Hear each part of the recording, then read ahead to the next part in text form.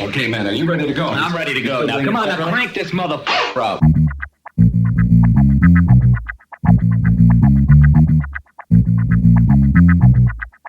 Break it down like this.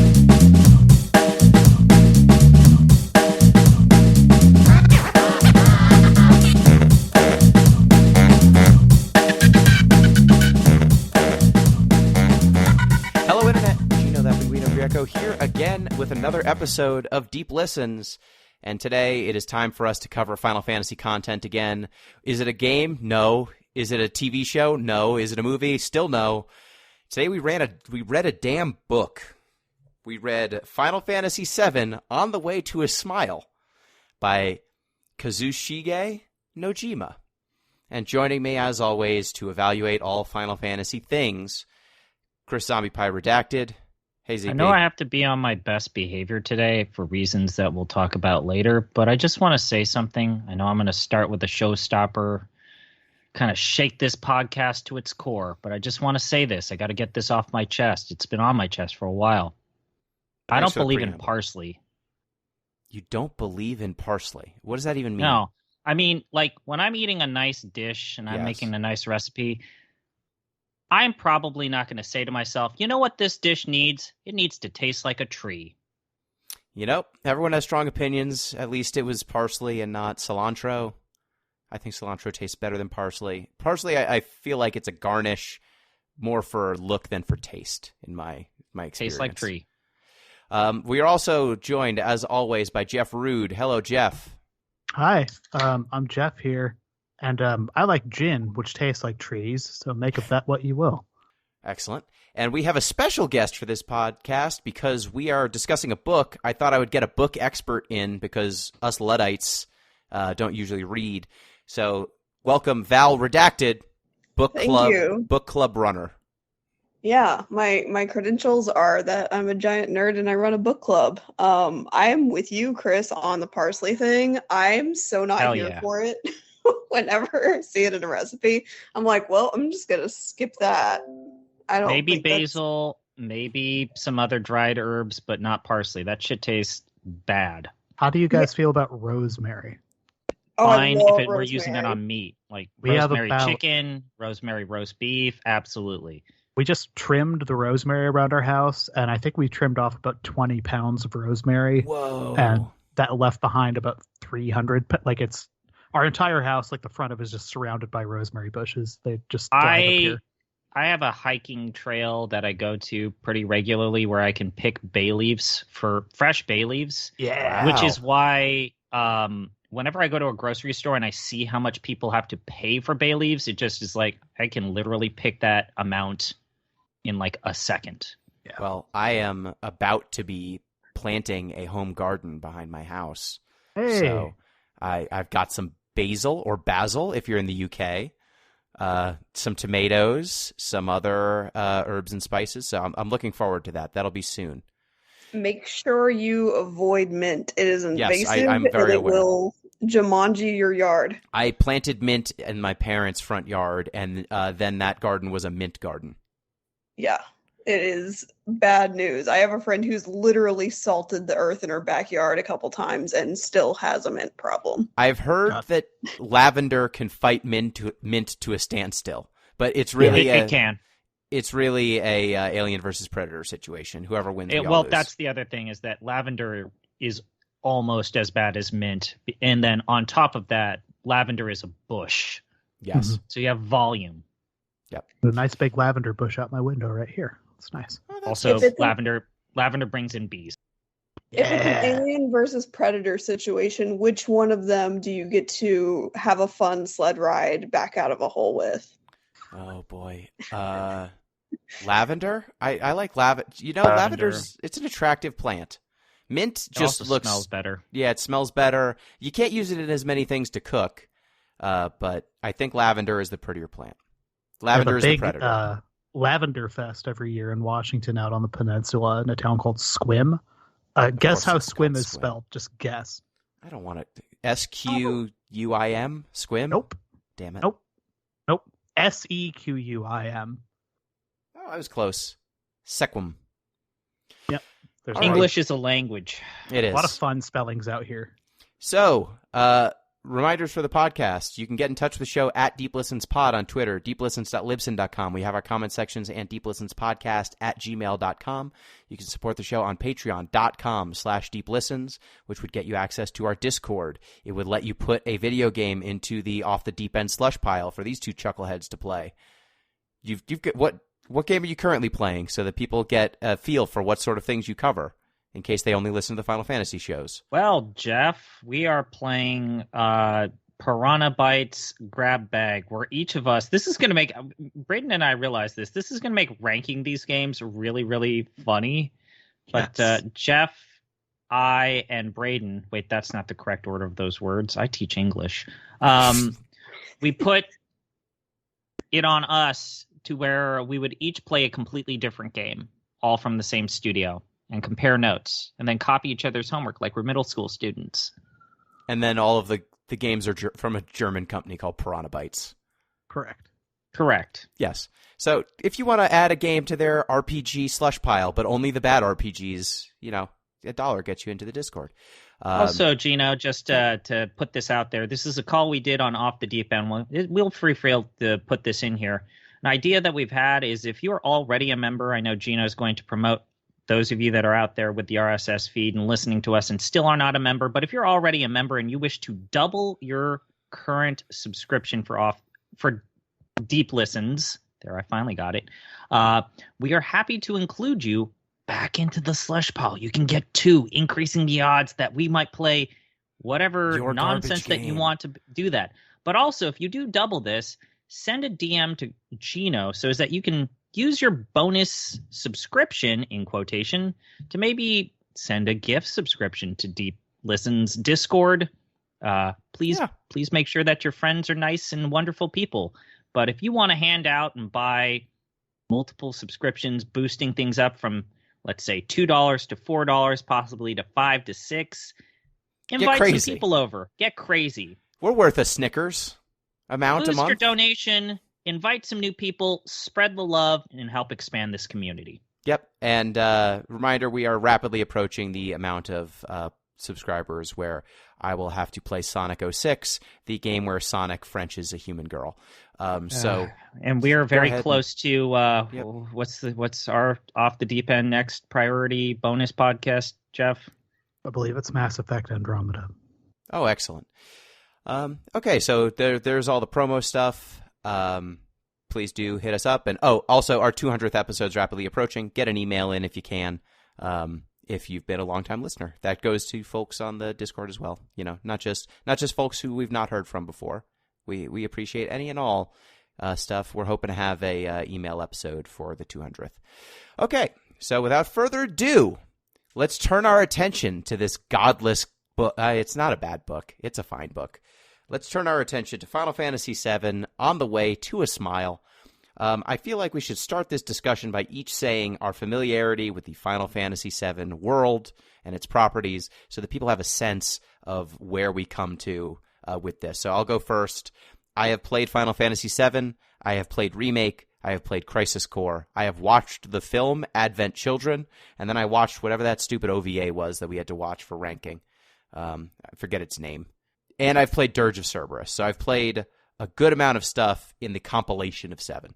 ZP, what is your familiarity with this universe? I've never played a Final Fantasy game in my entire life. Oh no, wait. It's probably the thing that I am most well known for on Giant Bomb. I have a recurring blog series that has slightly gotten its shine taken away with my coverage of adventure games, but no, it's probably the number one most well-known thing that I am known for on Giant Bomb in terms of writing these exhaustive closed readings. I have played all of the games on this podcast, including a few that Gino has not. What about the 7 series specifically? I've actually read all of the books. I've even read books that are not going to be covered in this podcast. That's sicko mode. Okay. Jeff, what is your familiarity with this universe? To spare repeating information, I matched Gino blow for blow, basically, plus this book. And you played the mobile game.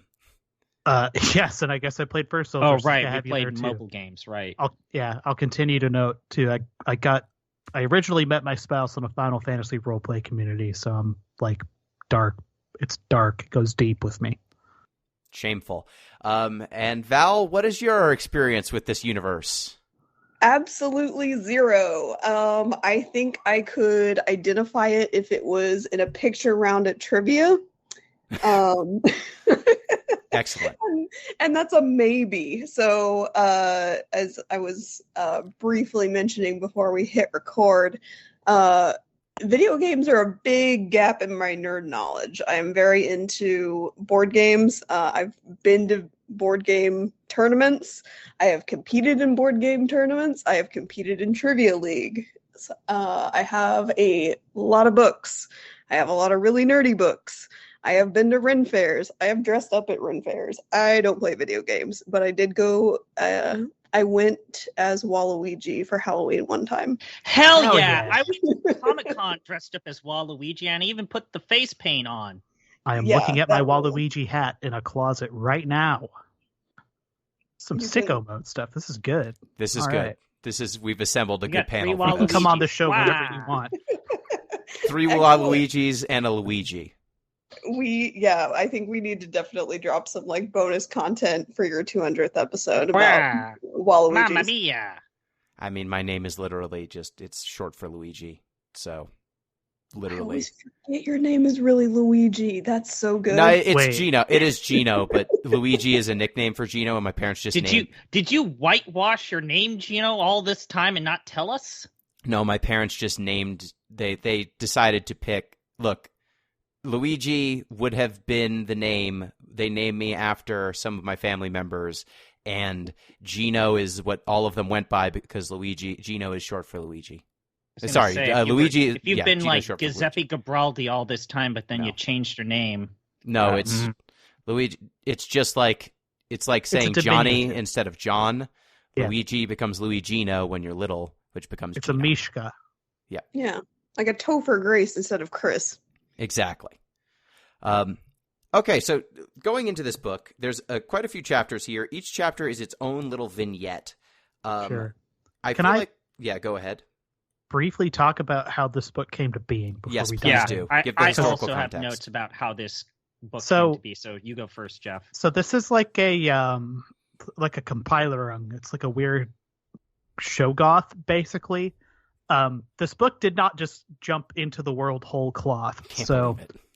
yeah, I mean, but it's even dumber than that. So to get Val slightly up to speed. So Final Fantasy VII is a video game that came out in 1997. It was very successful. It's got a story. It's about eco-terrorism and like death, basically, and rebirth and like life cycles and like Earth worship. There's a lot. And, people really yeah. enjoyed it. People really enjoyed it. It kind of broke parts of people's brains, I think, for a long time and put in some deep rot. It was one of the most popular games on the Sony PlayStation. Yeah, a thing that was in and of itself very popular. So after this game comes out, they make more games in the Final Fantasy line, but people kind of continue to lean on this company saying like, hey, can you tell more stories about these people, or just remake this game that, you know, is starting to get older and less good looking and make it like look nicer, which is kind of an impossible lift that they wound up doing anyway. But this went on from 1997 to 2005, at which point this company called Square, which made Final Fantasy VII, kind of relented. So this effort began in the mid-aughts around the 10th anniversary of Final Fantasy VII to just kind of open the floodgates on like Final Fantasy VII affiliate media. So what comes out of that is a handful of weird side story video games around Final Fantasy VII, a film, a feature-length computer animated film, a weird anime OVA, which remade part of the game. It's like 25 minutes long and totally ephemeral, and kind of this. So this is this started out as a series of posts that went up on like the Square website for the film. in 2005. And it was just a slow trickle of the chapters about what became Denzel. So like chapter 1 of this book. We'll talk about all these characters eventually. The next 2 chapters, which are about Tifa and Barrett, who are characters from Final Fantasy VII, the game. Denzel is not. We'll get into it. Those were compiled into a book that came out alongside / straightly before, I think, the DVD release of Advent Children, a movie that came out. Okay, so those 3 chapters originally existed. So let's call that like 2006, if I'm not mistaken. Final Fantasy VII On the Way to a Smile, the entire book comes out 3 years after that in April 2009. And it is these first 3 chapters, which are about characters called Barrett and Tifa and Denzel. Denzel, everyone's favorite character, Denzel. Yes, with 3 new additional chapters that were written at some point between 2006 2009, and those are the chapters called Yuffie, Nanaki, and Shinra. In addition to that, all the weird little interstitial bits that are about the live stream also existed in that time. So basically, this book was in production more or less from like 2005. Not production, like being published in one way or another for about 4 years between 2005 and 2009. Foreshadowing how Square would go on to make video games. Yeah, which I guess is actually 5 years. Anyway, so my impression originally was this was just a thing that just kind of was dropped as like a neat little book. And no, its production history is way sillier. That's the tale. So my notes are actually slightly different from yours, Jeff, because my notes are all about why the heck is Square Enix involved in making manga and anime? And kids, sit back, relax, and now listen to a story from Chris. So the year is 2002, and Squaresoft doesn't have money. It's kind of a problem. They published this movie called Final Fantasy: The Spirits Within, and it nearly bankrupted the company. So much so that Square Enix had to happen. There was Squaresoft and then Enix Corporation. Enix was primarily considered Squaresoft's primary competition. Like we talked about how Final Fantasy VII is this earth-shattering event. And while certainly it is, 8 and 9 definitely made an impression worldwide, it's very important to point out that Enix Corporation had the domestic market on tap. Dragon Quest is still outselling Final Fantasy games. In some cases, 2-1, like it's not even a contest domestically in Japan.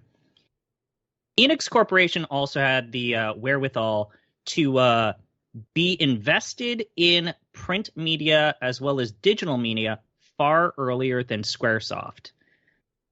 They did this in part because of the manga connection that they had with Dragon Quest. For those that don't know, originally one of the main selling points of Dragon Quest was the fact that they had art from this guy that you may have heard of. Who's that guy, Jeff? I think I've heard of him before. He is Bronson, the guy from Fist of the North. No, it's Akira Toriyama. Yeah, perhaps you've heard of Dragon Ball? Dragon Ball and Dragon Ball Z. Dr. Slump? Yeah. Yeah. So basically, they had a connection to the manga industry right from the rip when they basically made their big game that introduced them as a studio. As a result, they publish or start a print media, manga media publishing firm known as Gongan Comics. And most people know them as being the Soul Eater people as well as the Full Metal Alchemist studio. So they made a lot of money on manga from there. And when Squaresoft, let's say, merged, even though they were not the dominant partner in that partnership, they had the expressed direction of, if you touch Gangnam Comics and close this deal is off. They could not touch it. And apparently Squaresoft had no intentions of closing it because even though they're smarting from this horrible investment in terms of The Spirit Within, they still never quite lost this idea of wanting to be invested in media. And so Square Enix keeps this publishing firm that's involved with publishing manga. They then have them start exploring ways in which the Final Fantasy universe can have a footprint in print media. And Final Fantasy VII, with this move towards the Advent Children reboot, we call it the compilation of Final Fantasy, they wanted to basically test the waters to see if they could make light novels in particular for Final Fantasy VII. It's really interesting to point out that the book that we read was originally published in Japan in 2009. It was not officially translated in English until 2018. Thanks for getting to that. I missed that note. Yeah, so English speakers had to rely on fan translations of this thing for about 9 to 10 years. I'm looking at one right now. It's weird that Square didn't go like scorched earth on all of those, by the way. Like there's like 3 of them I can find very easily online. There are still a handful of other Final Fantasy VII compendium tomes of knowledge. The compilation of Final Fantasy VII, they went absolutely ham. There is a sequel to this book called The Kids Are All Right, and then there is the one that has not been translated. I believe this came in 2005. This is the one that I had to read a fan translation for. It's just known as Hoshio Megaru Otome, which means the maiden who travels the planet, or the girl who travels the planet. And I remember that because I actually kind of forgot which one's which. This one's primarily a story from the perspective of Aerith, or Eris, and it introduces Kadaj. And this is how we all learn about the history of Kadaj in terms of that. But yeah, there is a sequel to this. It is called The Kids Are All Right, a Turk's Side Story. Excellent. So thank you both for this exhaustive history. Now everyone is grounded. Now, Val, I have a very important question for you.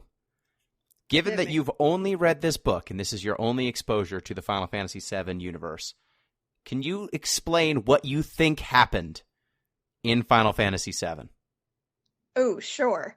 All right, so I also don't have any familiarity with any of the previous Final Fantasies. You don't need it. They're all standalones, every one of them.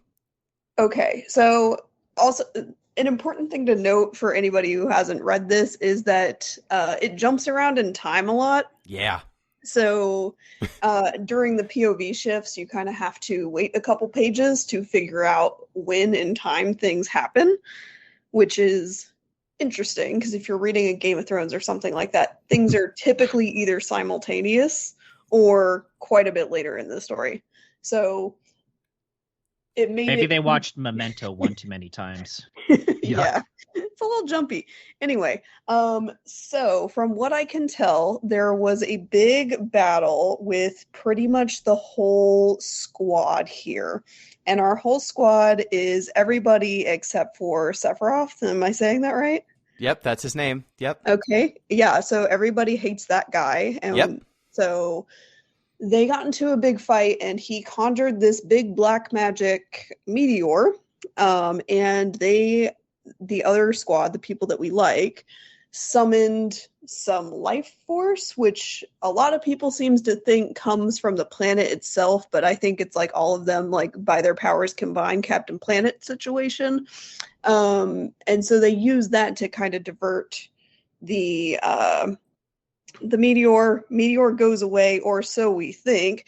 Then we find out there's like kind of a ghost situation wherein Sephiroth is kind of still alive and like in like making people who are sad or thinking about death get this like horrible disease where if they get too sad, they just die. And that's basically it, folks.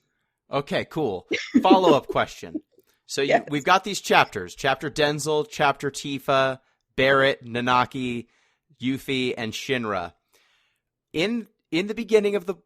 Oh, dang, their names are on the pictures. Okay, there's a bunch of pictures in the beginning of the book. I wanted to see if...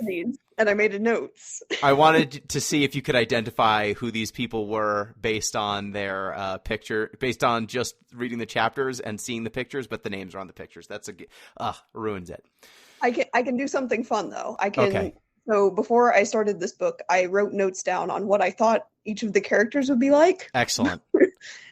So there's actually some really lovely art in the beginning of the book, as we were talking about some of the famous artists who contribute to this. So I, with no familiarity, wanted to flip through this and kind of write down my impressions. Okay. Who is Cloud according to you, just looking at his picture?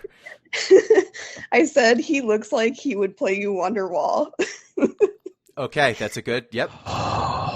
That's pretty good. Tifa? Damn. I said she seems really cool and chill. Yep, that's pretty good. Barrett? Big time Zaddy. Yeah! You got it! Nailed it 100%. Shake If you're and not stay. into a man with a tattoo and an earring and a Terminator hand, like, I don't really know what you're into. Like, I could fix him. Fuck yeah. Sid? It's giving me Dr. Robotnik a little bit. Okay, yep. Nanaki? Okay. I have a big point on this because I bet the internet's gonna prove me wrong, but I said I was surprised they didn't try to make the dog look more hot. Yeah. And Yeah. he kind of looks like the Yeah. Tower of Cheesa kid from a Goofy movie. Oh, That's a you're gonna good make get. my wife so mad when I That's tell a her good that. get. I know everyone's gonna hate me so much for this. Kate Sith. I said this is gonna get me canceled. Unremarkable bored. Yep. Yeah, it's a little, Okay, it's a little sure. cat guy. Yep. Yeah. Yuffie? I said has the coolest weapon by far. Looks underage. Both accurate. Vincent? I literally laughed out loud when I saw this picture for the first time. Yeah. I said, Yep. I love that he's like full on Dracula, very Black Parade. Like, love it. He turns great. into Dracula. That's one of his powers. Rufus, Reno, and Rude? I said, if these guys don't have 20s gangster vibe, this book sucks. Excellent. And Sephiroth? I said, I think I've heard of him outside of like not knowing anything about Final Fantasy. Is he a bird person? I'm guessing because of the shadow. The outfit's insane and it looks like he's a football player without a jersey on. Okay. Yeah, he does have shoulder Yeah. pads, and he does grow wings sometimes, but only sometimes. Excellent. Good appraisals. You were, I would say, spot on with those appraisals. I can't argue against any of this. That's unbelievable. I think the only one I would dispute, and this is just a little quibble, I feel like you could have gone a little bit better with like the furry potential with Kate Sith and Nanaki Red 13. I That's true. agree, but this picture, they're like asleep. You can't really like see any like muscles, which is really what the community I feel like is more into. Yeah, I mean, let's head That's to fair. DeviantArt if we absolutely need to. We don't. Spoilers, we don't.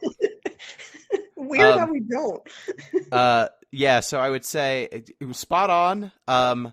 If anything, this is a strong indication of the character design that you can look at each of these characters and know immediately basically what their deal is.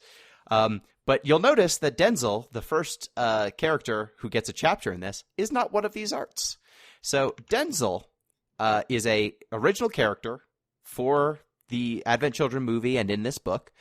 He is a kid who just shows up in that movie. He's a kid that Tifa and Cloud take care of.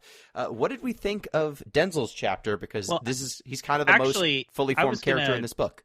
I wanted to chime in. I was going to actually ask Gino to go first. Sure. As someone who has been on record saying that you basically hate almost every part of the compilation of Final Fantasy VII stuff, the supporting media, I'm going to be perfectly honest. I think that this salvages and saves a lot of those characters and makes them incredibly interesting. Even the character quirks and hooks of the Final Fantasy VII characters in the compilation Advent Children, I guess we have to say this, canon.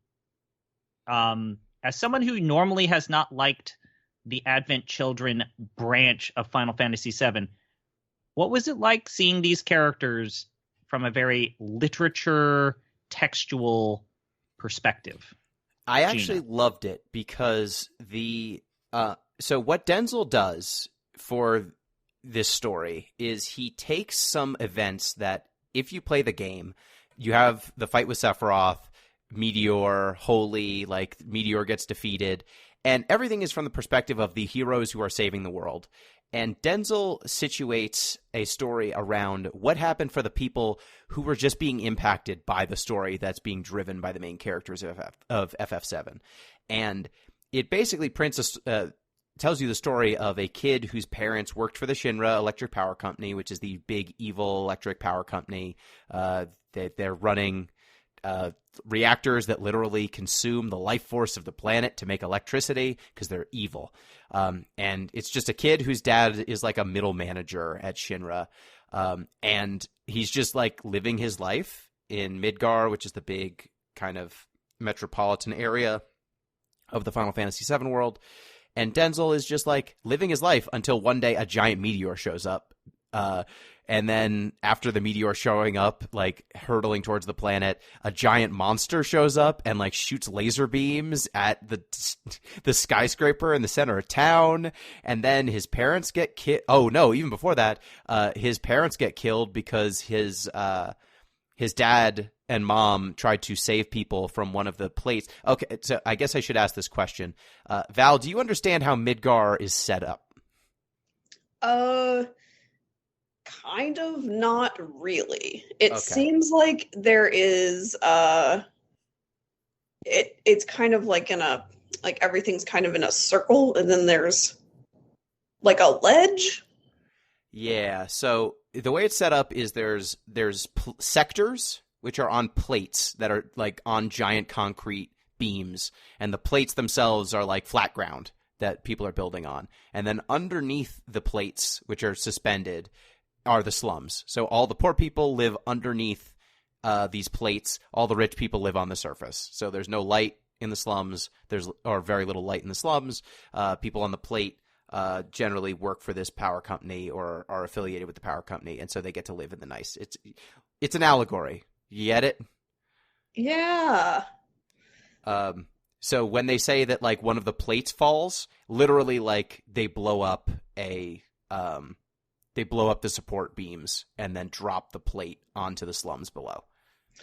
Got it. And I'm sure we will get into this at some point, but I want to say as an outsider to this, the monsters all really random. They would just reference random monsters and monster attacks at certain points and not really explain what that looked like or what the monsters were, any kind of lore around the monsters. They're just our monsters. Sure. To hand wave that ever so slightly, this came from relatively late in the life of this where you could get away with this, I guess, where so it's an RPG, so it's it's D&D adjacent, but the combat in this game, generally speaking, would happen at random. So you would be walking your character around in a space, and then suddenly the screen would just go like "Blah!" and cool music would start, and then just a handful of weird polygonal monsters would appear, and you would have to fight them. And they looked kind of goofy because it was like the first one of these that they made on this system, so they're trying to figure stuff out. So their monsters are the FF7 monsters are famously the goofiest, or some of the goofiest on the. There's famously just a house with weird. It's like a weird Baba Yaga kind of house. Sweet. But it's made out of like 25. Do you ever see like Reboot or like early Toonami interstitial kind of stuff on Cartoon Network, like sub that sort of polygonal shapes bouncing around? Yeah. It's got an Escaflowne vibe. Yeah. So yeah, the monster thing, like, it's kind of dumb because they keep doing it throughout this book. Spoilers. They'll just be like, "Yep," and then there were scary monsters, and it's like, what kind of monsters? Like, it doesn't matter.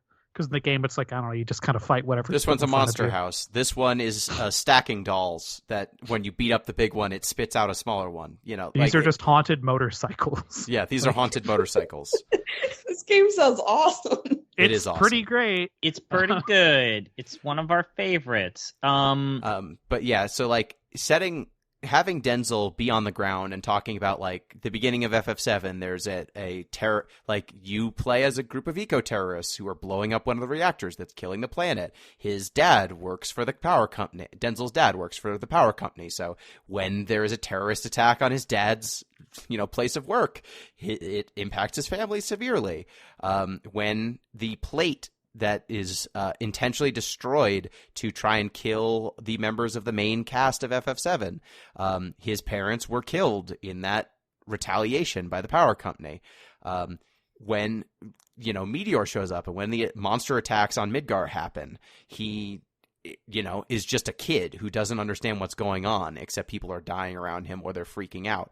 So you like get this story of like he starts out in a happy family, his family gets killed, he ends up just kind of being taken care of by a random company guy for a couple of days before he runs away and then finds a older woman who takes care of him. And then Holy and the life stream shows up, destroys the meteor, and then he has to pick up the pieces. And one of the lines that I highlighted for this that I thought set the stage for what this book is trying to get across is on page 19. No one was celebrating being saved from Meteor. Instead, they were angry about the botched and delayed evacuation order, and they were looking for someone to blame. Good thing Dad's not here, Denzel thought. He squirmed through the crowd to the platform where he jumped down on the tracks to join a growing stream of people. So this book is basically positing that no one in the world knew what the hell the party in FF7 did, and to them, a meteor showed up one day, and then all of a sudden, the planet saved them by itself from this impending doom. And they blame any hardships that came from those ramifications on the electric power company. Yeah, it's a cool idea. Unfortunately, it's been slightly retconned with supporting media, in particular Advent Children. Indeed. Yeah, a little bit. But yeah, I think, again, so we described the origin of this a little bit. Overall, I think this first chapter is like the most effective one, such that this book was kind of written to accomplish a thing, which is weird. Like, it's kind of sucks if you think about it, because like this wasn't really written to write a thing per se. It was written to like bridge extreme turbo nerds from the game to a film that they were working on as a pet project.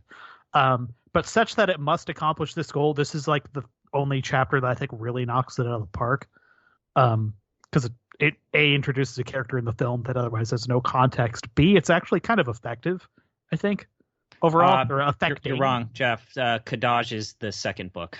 So all of those evil guys in Advent Children are the second book. They I say? The kids are all right. Yeah, they mentioned... So you have to buy both books to get the actual backstory for Advent Children. You're making me feel even worse about this as you say that. They mention one... They mention them like really briefly in this book, but only tangentially.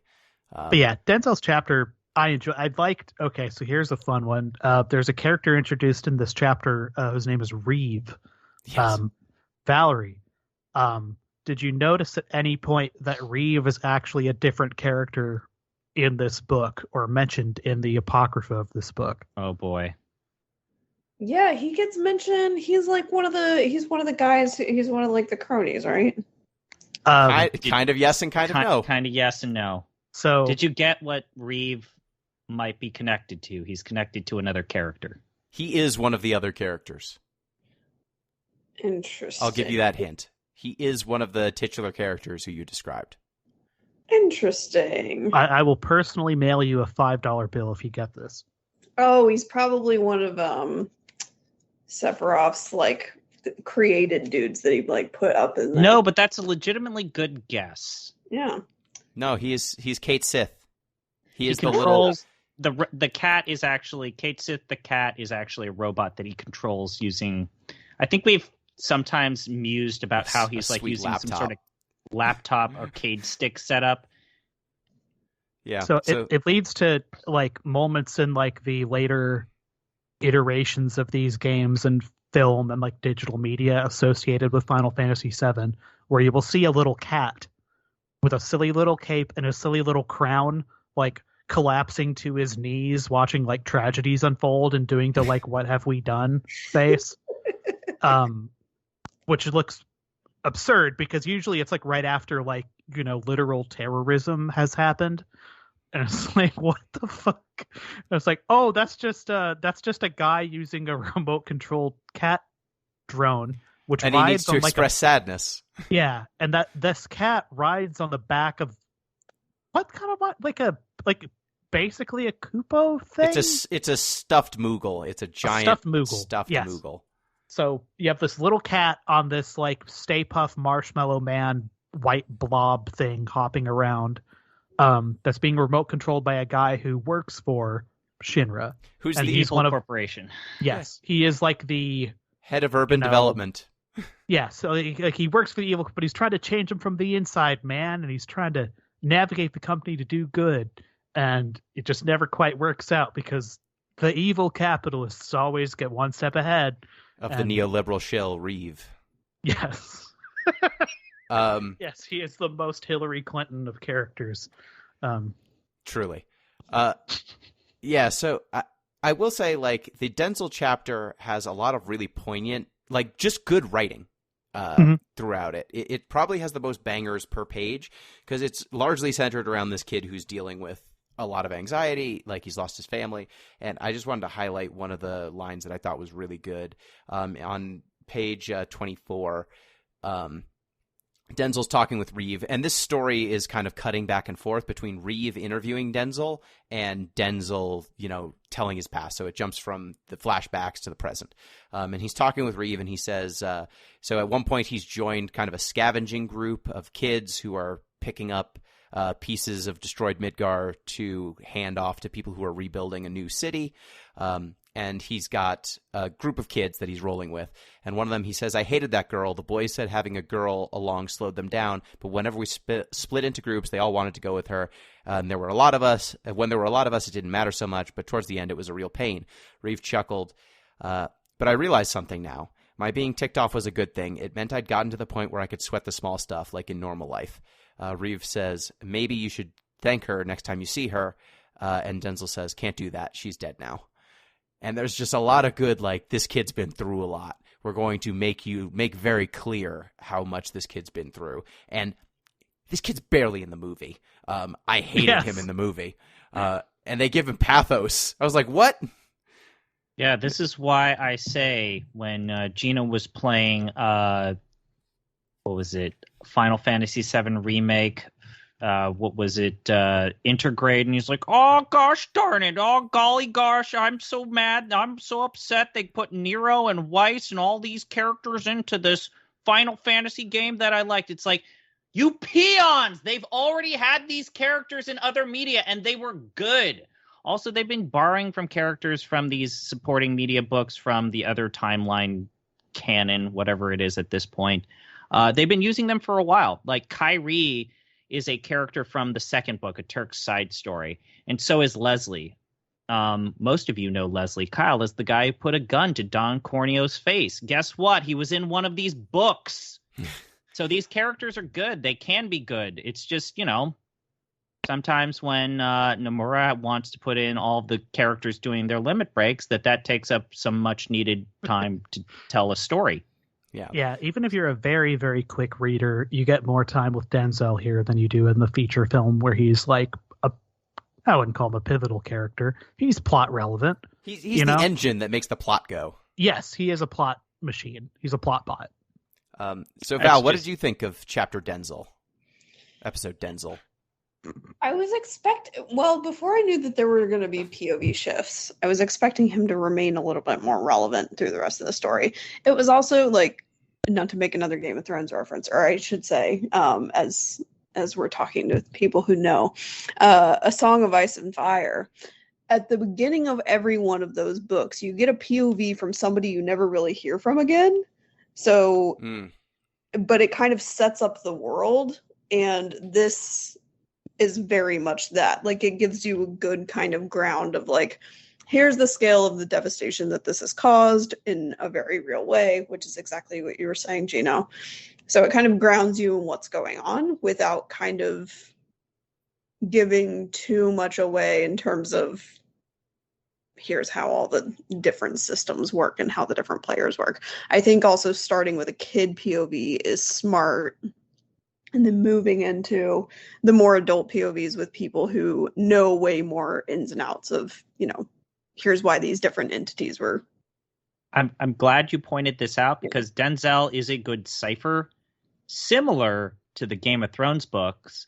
When it shifts to a POV, there are times where it's like, really? We're going to do a chapter with this fucking guy? Like, there's that element to this book constantly, similar to Game of Thrones. It's like, great, we're going to do Barrett, huh? Awesome. Sweet. Yeah. I mean, I was pretty hype about that. Yeah, I mean, so- they're just characters where it's like, oh yeah, Tifa's chapter. She's sad that Cloud doesn't want to talk to her. Well, I think we can move on to Tifa next. I just wanted to say, like, the big kind of point that ties together the Denzel chapter that I really appreciated. Like, at the very, very end, they put like Reeve is talking to Denzel. Reeve is starting up like a little like paramilitary group or something to try and make the world a little bit better place. Denzel's trying to join them. And then at the end, so Denzel, I said earlier, like he gets adopted by this woman basically after his parents pass away, and he buries her. And like there's a very good line at one point where he's on the where he's in the slums underneath Sector 5 and says, with his phone to his ear, Denzel looked up at the underside of Sector 5. Somewhere up there, he realized Ruby was asleep forever. He was standing beneath her grave. Yeah, No wonder Ruby it felt is a so great lonely character here. in this also. Like it's a thing for the fans, but when she, so like the old gal that this Denzel is staying with passes away, dies. Let's just be direct, but that at the very like the party and end. shot of this chapter is Yeah. Reeve being like, "Oh, thanks for taking care of my ma." It's Yeah. like, "Oh, that's Grandma Reeve. That's Kite She's ma that he was with. That Yeah, feel more connected with the world." I understand something about Reeve's character. It actually is like a little, like it. You can only be that cute, I think, so often before it gets kind of trite. But They shot their bullet and they used it. They hit. Yeah, I think they did. I think they did it well. Also, like the rat, like the setup and the payoff for that, I think was well placed. Oh yeah. So the backstory there. Do you want to tell the little rat anecdote? Yeah. So he's living, let's say, upper middle class, lower upper class kind of life with dad in like middle management, upper middle management at this power company, and he's like, they're having, a chicken dinner or something. I think it is a chicken dinner. She's like, this is pretty good. You better enjoy this chicken. There's a lot of kids in the slums and they have to eat rats.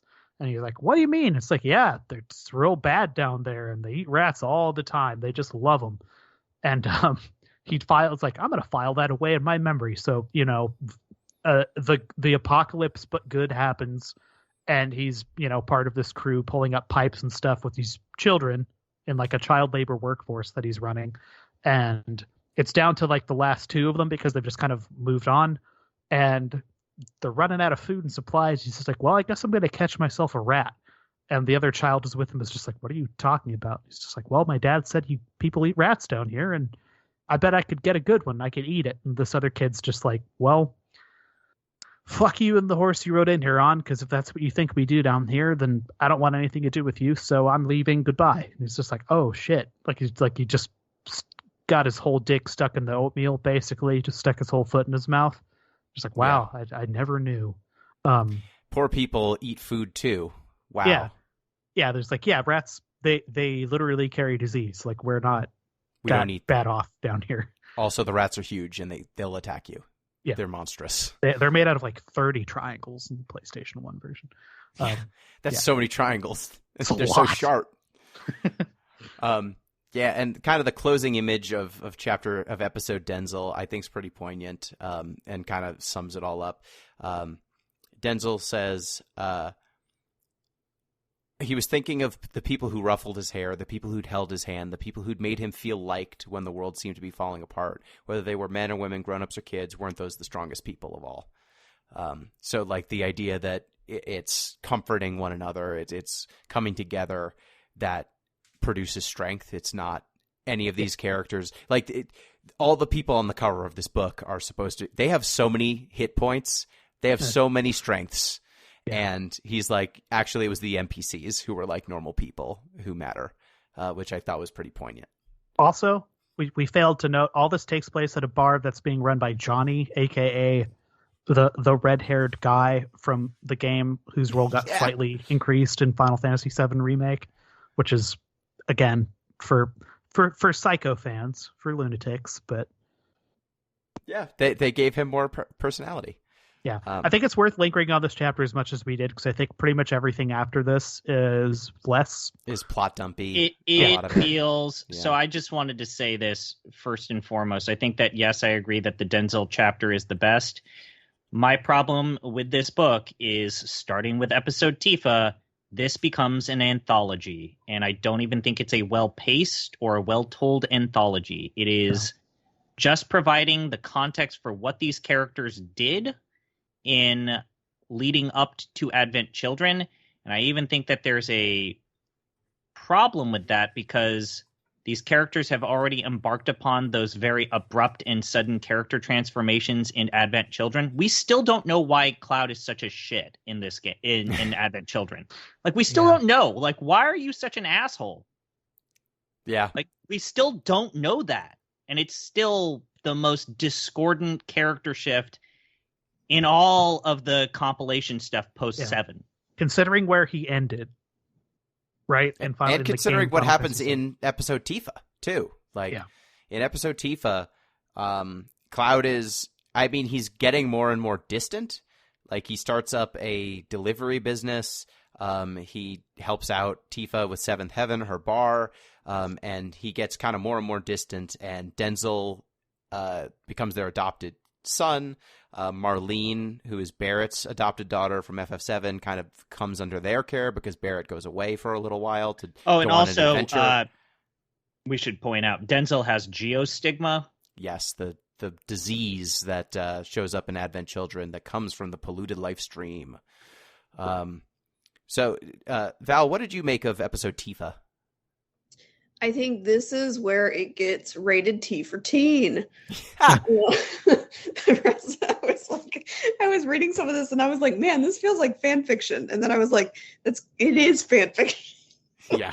This might be, besides the Nanaki chapter, this might be the most fan fiction-y of them all, which is kind of unfortunate because Tifa's like an interesting, I'm not going to say that, at least in the original text of the game, like she has a ton of agency and like great character moments necessarily, but she deserves more than she gets here, which is like, to be very charitable, it's like, you know, trying to pick up pieces and start a new family. And see, this is why I think that this is why I don't like Tifa in the compilation era stuff, because they make her such a complete total Mary Sue. I mean, she's like infatuated with Cloud. She loses kind of like that grit or that toughness that we saw in Final Fantasy VII. And in this, she is just the person who's like, why is Cloud so distant? Why is Cloud so sad? Why is Cloud not talking to me? Like, this chapter ends with her being upset that Cloud's not picking up his cell phone. Yeah, like, for reference, we very recently in the Final Fantasy VII 4 world, we saw this woman threaten to castrate a guy pretty explicitly.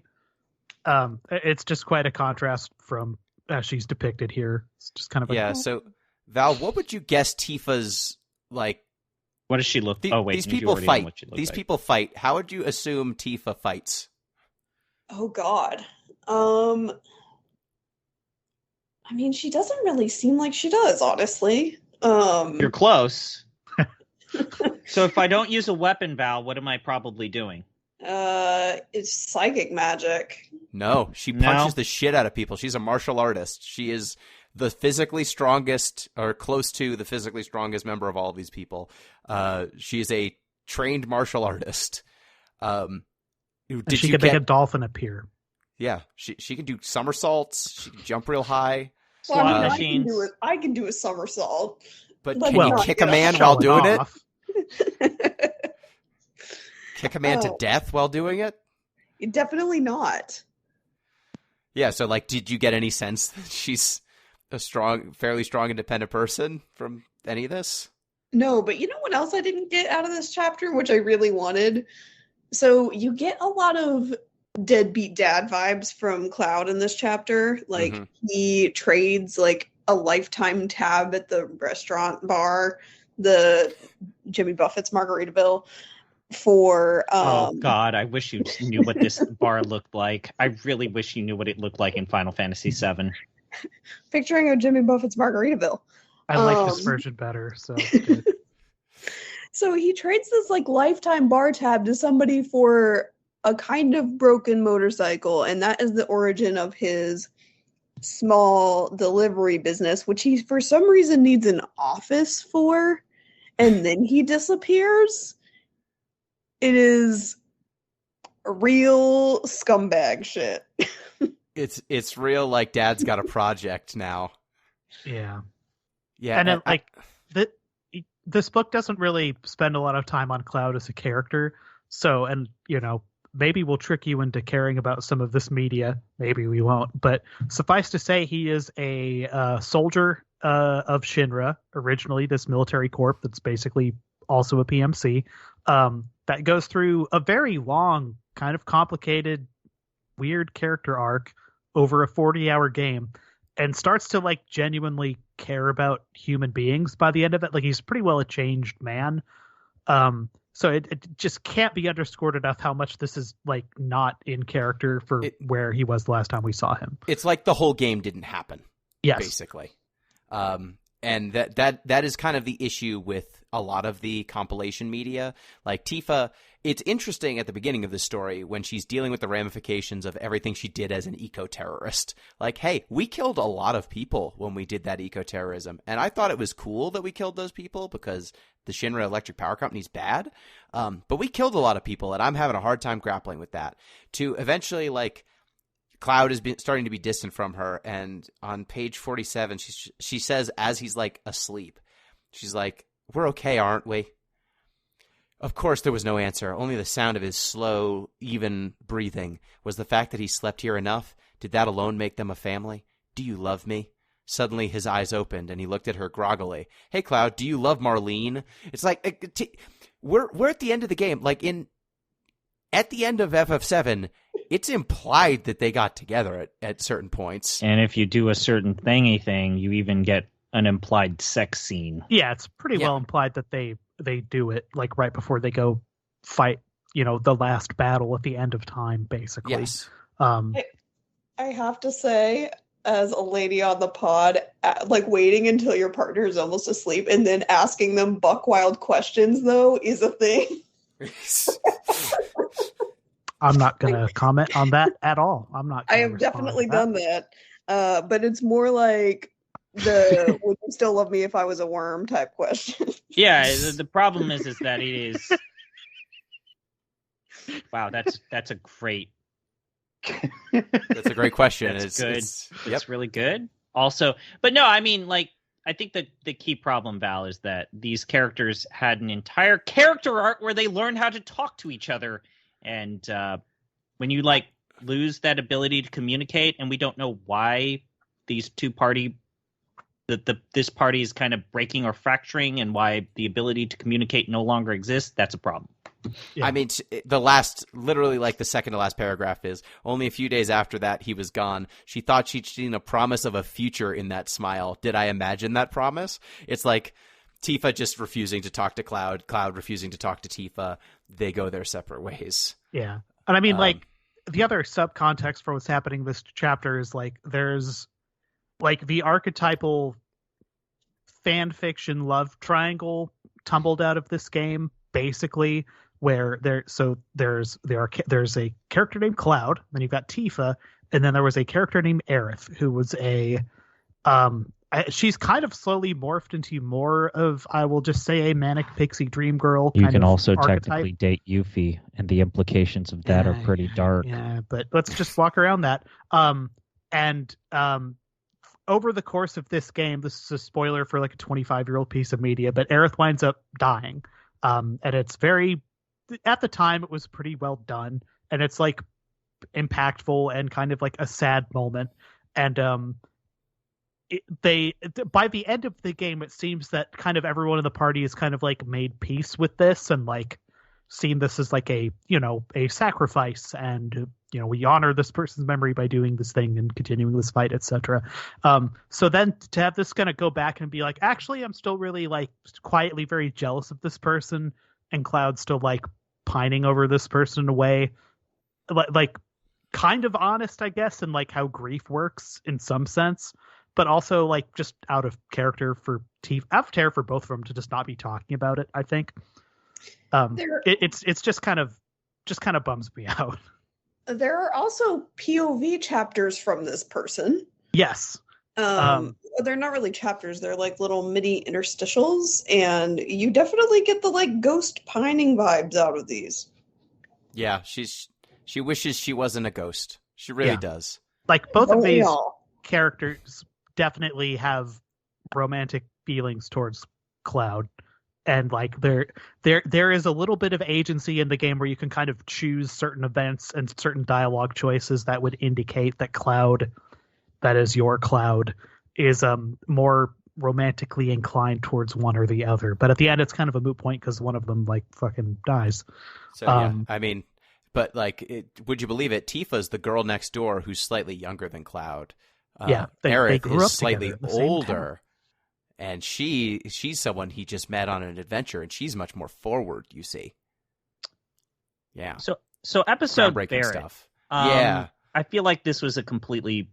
I think that the premise for episode Barrett, they had a really good idea here. It's like, oh wow, I'm Barrett. I led this eco-terrorist group. Oh shit, I realized that all of the terrorism that I did had consequences. And the problem is the execution of this chapter is poor. Yeah. So the setup, like one of the very first paragraphs that I thought really summarized what they were going for here, it goes, what place was there for a man with a gun attached to his arm in a world free of war and turmoil? How could he redeem himself when there were no more battles to be fought? These questions plagued him. Sometimes he trampled into deep forests in search of a fight, taking down the monsters he found. It's just, what a great sentence. What world is there a place for a man with a gun arm? I'm a big fan of Frank Herbert. I'm a big fan of those 6 Dune novels that he wrote. With apologies, like they as bad as they get, which they kind of do. Even with that in mind, though, I gotta say, at any point where you're using a lot of like italics to just describe internal thoughts of like, this is how I'm going to narrate through this thing. Yeah. There's a lot of that in this chapter. Yeah. God. Yeah, I guess I got strong Leto Atreides, the second vibes here. Worm King vibes. Yes, God Emperor of Dune, just filthy with it. Bad. It's just one, I think the problem is like, oh wow, he needs to find a new prosthetic arm. And then the problem is like, I feel like Barrett is just about to turn the corner to have this character art, and then it just stops because they realize there are other characters they need to transition to. Yeah. And then the other problem is that they hit you over the head with just some of the most bland ass, like Fruity Loops beats, metaphors and similes. Oh, you didn't like the mother's terror-filled eyes were riveted on the machine gun that served as Barrett's right hand. In peacetime, I'm just another monster, Barrett thought. You didn't like that? Did you not like... baddies.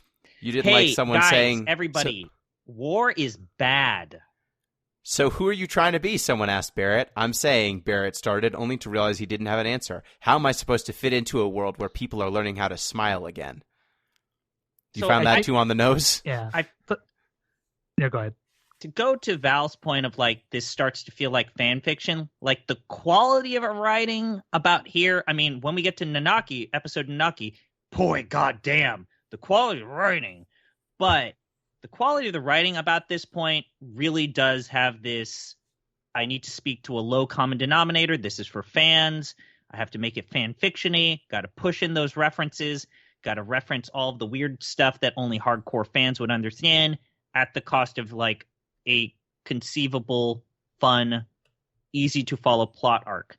And here's the problem that I have with this book, borrowing the Game of Thrones format of like character and perspective shifts, is like I said, I really would have preferred if this was just an anthology. Follow a character from beginning to end. Follow a character from beginning to end, with every character ending about, you know, generally the start point of Advent Children. But like this start and stop characterization for some of these you know, named characters is very awkward, and I don't think that there's an actual literary benefit of doing it.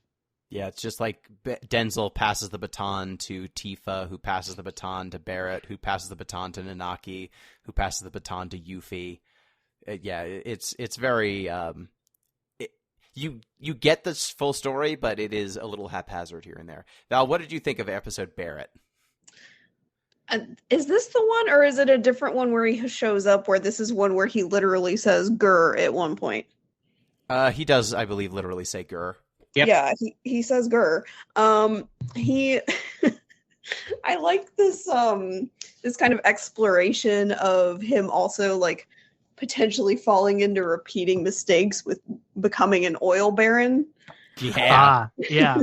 So that's so so there's like a general kind of like extraction metaphor going on in Final Fantasy VII as well, but like they as they go through in this book, like there was an age of coal, and then Shinra kind of found oil around the same time they discovered, for lack of a better word, just like magic rocks, basically called Mako.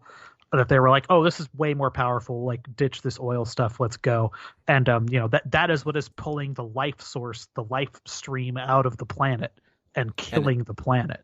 So there's, what's even better than oil as a metaphor for like the broken bodies of things that came before? What about the literal souls of everyone who's ever lived or died? Yeah.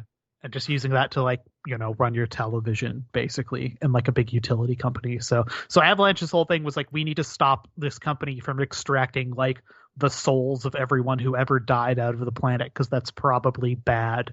So he is fanatical about this in a way, single-minded perhaps, such that it's like sort of neat that they see him sort of wrap around like, oh, maybe there was like actually applied use for this that could be useful. I think they were trying to make that a bigger character moment for this person. I just don't think they did a great job of, and then they kind of go through like, well, there's not really a means to manufacture or like refine this anymore because Wave's hands. So we're going to figure out this oil thing. So let's let the spoilers for the game, the battered housewife of the shitty space captain guy, help figure out how to do that before she dies. Man, Shira's whole thing is dark. It sucks.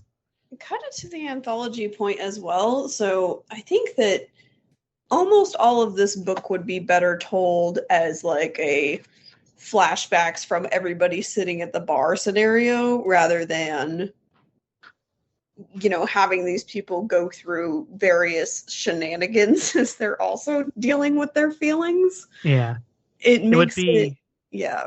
Like more human story to have them sit around like a table and be like, so what's been happening with you the last 5 years? And like people like, oh yeah, wow, that really sucks. Like, Tifa, what's been going on with you? As opposed to just like, isolated chunks of these people's lives, basically interspersed with ruminations. Like it has to keep the plot moving forward while also having these characters experience moments that are quotable, which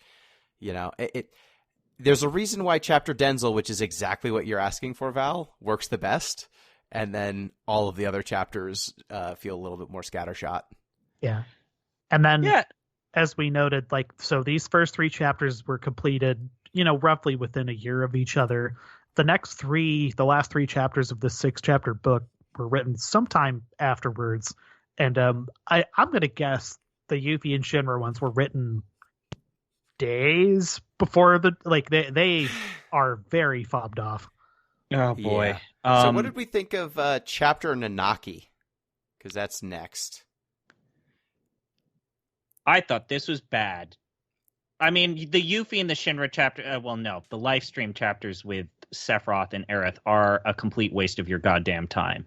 Well, they're short, so it's at least not that much of But I thought at this point that the next 3 stories outside of the live stream chapters, these were rough. I think the reason why I did not like inside of you are 2 wolves.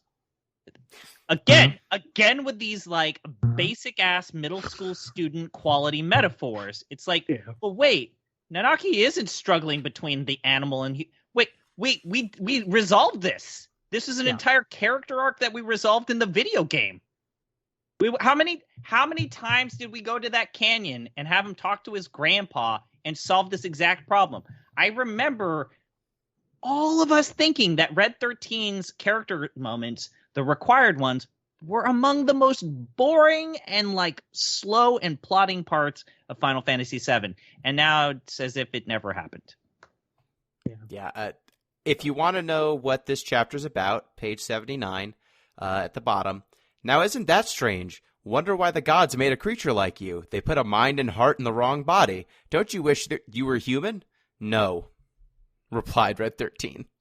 Replied Nanaki. So like the whole chapter is just like he spends time with people, and then the people, like, he has to act like a human around the humans. He acts like an animal around the animals, but he's not. He doesn't belong in either world. You see? He's torn between two worlds. He's torn between two worlds. And his other thing is he's 1,000. He can live to like 1,000 years old. So he's dealing with the existential dread of knowing that everyone he's ever cared about will die before him. Quick question. Tough. That's tough. Have we ever established if there were other Red 13s? Because I know he had a dad that was also a furry dog wolf thing, right? And there then are by at the the end of the of game. 7, he's got babies that are running Yes. around. Well, actually, they retconned that entire ending. But, I felt like, no, that ending from Final Fantasy VII has officially been retconned. It does not exist in the canon at all. Which is Awesome. funny because they allude to it in Remake. Yeah, It's they literally do. in there. They also allude to it in this book. Well, Val, were you trying to ask something a little bit ago? No. Sorry. All right. I don't know. I mean, Red 13 is a character that already had a complete arc. When you think about the characters that they could have used that maybe could have benefited from a chapter, I probably would have asked for a chapter on Sid because, I don't know, they do say that Shira and Sid is like distraught that Shira has gotten geostigma, and then that's a sentence. And then they don't bring it up again. But I guess when we play Dirge Cerberus, he implies that he's married to her, so cool, I guess. But fine. also, that's the worst, because Shira should not be married to Sid at all. No. Sid's not a person who people should be around. Yeah, like my wife was a wolf kid, so Nanaki is like her favorite character in this game, and I feel bad for how they did him in this book because they did him pretty raw. But I'm not going to sit here and be like, because his arc is incredible in 7. Like, it's kind of not, but again, I was also a wolf kid. yeah. I had a lot of wolf shirts. I had a lot of wolf paraphernalia. One major missed opportunity here, I also feel like, or maybe this like doesn't become a thing at all, but as somebody who knows nothing about it, it seems like he has a different understanding of what geostigma is than any of the other characters who are afflicted by it. And I feel like they should have explored that as like a deeper understanding of the magic and kind of giving us more of a glimpse into what that was, other than just like throwing that into the interstitials. That would have probably been a good idea. I think that my response to that is that would have been a great thing to do if they hadn't probably did this one last. Yeah. Been like, I don't know, we need to give something else to do for Nanaki. I don't know, have him struggle with a character literally called Gilligan that lives in his head. That's Here's something that I think around this chapter I felt like. I realized that Square has called this a novel, but boy, this feels like a light novel in terms of the quality of the writing. Val, do you know what a light novel is in terms of like classification? So light novels are basically a type of young adult fiction where there are illustrations anywhere between 5 to 12 to maybe 20 pages. And it's kind of like this weird interstitial medium from like going from manga to light novel to an actual novel. Chris, would you say that this is a format that's endemic to Japan specifically as well? Or not necessarily, because when you do like the industry of young adult fiction, very much this exists outside of Japan in terms of young adult fiction where there's like illustrations every 5 or 10 pages that help you kind of get an idea of where it is. I would just say that light novels are their own thing, and they have like light novels that are intended for adults, light novels that are intended for people that are not young adults. But even in Japan, I would say they have a little bit of they have the same stigma as like YA. Like when we say the term, oh, this book is YA, that stigma of, oh, so that means that it's not written very well. That even It's exists for kids, in Japan. so it's wildly successful, and we should make a movie out of it. That kind of stigma. Yeah, correct. So my favorite part of this whole chapter, I would say, and I think it's telling that it has very little to do with the plot of the chapter, is at the very end when Vincent shows up to make Nanaki get over his existential dread. And Vincent shows up and he says, Vincent tells him, like, remember, the happy things. And Nanaki stops shaking. And Vincent's like, you stop shaking. And Nanaki goes, but Vincent, someday even you will ... And Vincent goes, nope, not me. I don't age and I don't die. It's a mixed blessing. Oh, Nanaki thought of the loneliness Vincent would have to endure. Nanaki's kind had a long lifespan, but they would die one day. Measured against immortality, his life was but the blink of an eye. Well, all right, I'll come and visit you as often as I can. Vincent watched Nanaki with a complicated expression and finally said, let's keep it to once a year. Don't ask me for more than that. Yeah, right. That is the best part. Why not? You're annoying. Vincent looked away, hiding his face and collar of his cape, and there was a slight tremble in his shoulders. It's amazing. Vincent's such a dick. He is. But also, boy, don't you think that the reason why Vincent doesn't have a chapter is because they gave him an entire video game. Yeah. Oh boy, they did. Yeah, they sure did. The weird extra character that comes out of a coffin and kind of transforms into Frankenstein. If you can. Like I guess there's the whole Lucrezia thing or whatever in 7, but I don't know, man. Yeah, I guess I'd love to see a Vincent chapter in this book just because I'm sure it would have been a disaster. Oh yes. Hang on. Yeah. I thought you guys were totally kidding about him being a Dracula. Is he actually a Dracula? No. It's complicated. He can transform into a Dracula. He can transform into a Frankenstein, and then he can transform into a dragon. Yeah. So science messed up. He was a science experiment. Right? Yeah. He got they shot up with some cells. Evil juice inside him, and so as a result, when he gets really angry or you punch him a whole bunch, his final attack is he gets to transform into Dracula, Frankenstein, or a werewolf. Or a chainsaw murderer. Yeah. Jason Voorhees. Yeah, he just turns into iconic movie monsters. Yeah. That is so choice. It's very good. It's good. It's good, right? His boots are drip, too. Everything about him, drip. Yeah. Yes. Yeah, the outfit is Styles from Beyond. Yeah, he went to a 30 Seconds to Mars concert one time and was like, that's sick, and then just stayed like that forever. He's like, I don't know, man, that's the only band I listen to. His game has a Space Harrier level in it, too, so, like, honestly, I was gonna say, Vincent's pretty good. Yeah, Vincent's got maybe the best final level in any Final Fantasy game ever made. It's pretty good. So episode, well, I guess we should just say, like, the Nanaki episode mostly centers around him raising 2 bear cubs. Yeah. Yes. Because he's trying to interact with nature, but he realizes he's not as connected to nature as he'd like or he feels comfortable with.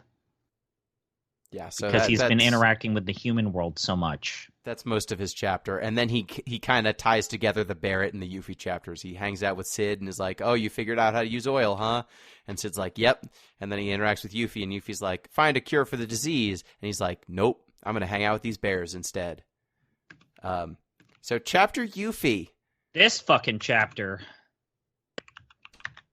Chapter Yuffie. This was a disaster.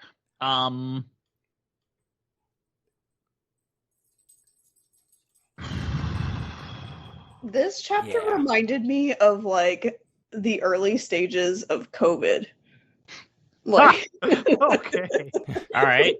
Dire statement. Just, like, them trying to figure out what was going on, like, very much had the, like, everybody stock up on toilet paper energy. Like, that... They were just really focused on the panic around the disease, which I thought was interesting because the rest of it doesn't really focus on, like, it focuses more on, like, oh, it's sad that everybody's getting sick, but this focuses on, like, kind of how they're trying to fix it. I'm being charitable with how good or not good this chapter was. They're like, we're gonna lock Yuffie in a shack because we think she's got the itis, and then she's like, I'm going to cure everyone. I did like that this was the only chapter that acknowledged the existence of materia, which is like the magic that you use to, like, heal people or hurt people in the game. The magic are stones. They're little rocks The rocks. to let you cast magic. Color coded. Yeah. I thought it was like a combination of rocks and psychic ability.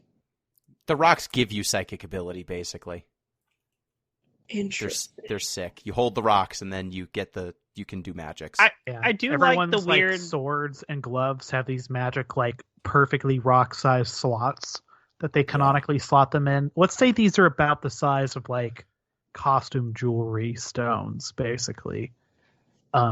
These rocks we are alluding to. So like you have a big sword. Also, the character Cloud in this game, in this Has a huge media, sword. his sword is about a foot taller than him, and I'm going to wager he's about a 6'1" man. No, he's like 5'6" or 5'7". Okay, He's pretty short. So he's a short king like me. But God bless me, I'm as tall as I'm going to tell my wife I'm as tall as Cloud Strife. She'll never mock me again. His sword is about a foot taller than him, and it's about as broad as his shoulders. Like it probably weighs, no joke, about 700 pounds. And then on the pommel of it, there's like two little slots that you just put these like random rocks in, and it gives you the ability to like throw a fireball. It's very good. Yeah. Do you ever find out what the wolf pendant thing he's wearing is? No, it's just sick. It looks sick. Okay, cool. It's for he That's got it. that copy of The Witcher 2 that came out, and it was in the special edition box. Yeah, the answer to most of the character designs in the Final Fantasy universe is because Tetsuya Nomura, the character designer, thought it looked sick. Yeah. So I would say that the Yuffie chapter, my favorite part was when someone asks like how they saved the world. Yuffie says that she wasn't there for all of it because she's a bonus character that you don't need to pick up. She doesn't need to be in the party. So she says, how did it all get started exactly? Whose fault was it? And the world got hit by an almost apocalypse. There was quite a lot she'd missed joining in the quest in the middle, which I like because I always thought like canonically, how are you supposed to deal with characters who can be there or not, depending on what you do in the game? And this book basically says the only thing that we consider canon about Yuffie's time with the party is the end. Everything else she doesn't remember. Which good way to yada yada that character. Yeah, it's interesting that there's like some sort of weird Black Plague like attempt to like, oh no, this virus is spreading in here. Oh no, people are going crazy. And then it just like, as it gets a little interesting where it's like the weird social reactions that people have to plagues and viruses. Smash cut 2 years later, time skip. It's like, what the fuck? What did the story was kind of getting interesting. Why would you do a time skip in the middle of it? Yeah, and she's like out looking for materia to save people. Yeah, from she the starts geostigma. doing her Florence Nightingale thing, which honestly, I think that Yuffie's whole thing of her being a thief that's always thinking about herself, her suddenly caring about other people, kind of not what I was expecting her to do. But also, she doesn't care about them that much. I think my big issue is that Yuffie is a spice best used sparingly, and giving her extended internal monologue and dialogue, it makes clear that she is a character who is about 1 inch deep. Yeah, she's not an interesting character and never has been. Yeah, she's got a cool shuriken. What She they do steals with her stuff. in Intergrade is maybe the best thing they have ever done with Yuffie as a character. And even then, that's exactly as long as you should probably spend on Yuffie, and that's like 3 hours. So I think that having her talk this much is probably... Val, did you come away with a similar feeling, or this is your first exposure to Yuffie? Yeah, I definitely would have had absolutely no idea that she was supposed to be a thief. Yeah, she Like steals that. materia. That's her whole thing. She So, steals it? It kind of just seems like she goes and gets it. Like it seems. She has to steal it. She calls herself a materia hunter, but when you meet her in FF7, she steals all your shit the first time you meet her. So, Val, can I just ask you? You saw a picture of what Yuffie's character looks like. It's a whole body picture, right? Yes. So what are your thoughts about how the fuck her short pants stay on if she has them unbuttoned and the zipper's like half the way down. So I have a pair of shorts that have an interior button. Mm-hmm. Oh.